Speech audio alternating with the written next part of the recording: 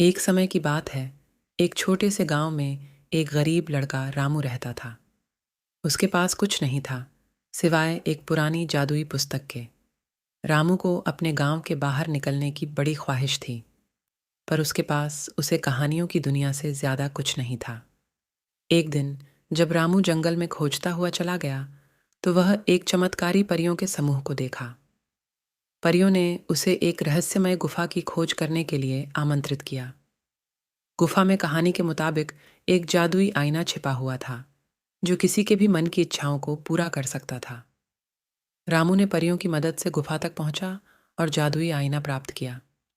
उसने आईने को देखा और सोचा, मुझे अपने गांव को बदलने की ताकत दो। और उसी समय उसके गांव के दृश्य बदल गए। अब वहां हर चीज अद्भुत और सुंदर थी।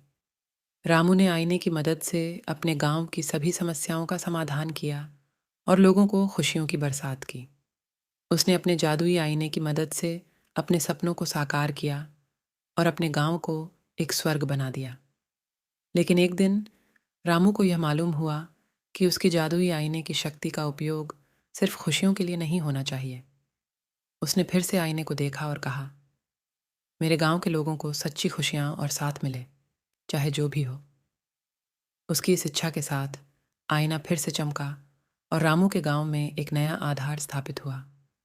एक समृद्ध, समर्थ और परस्पर सहायता का गांव।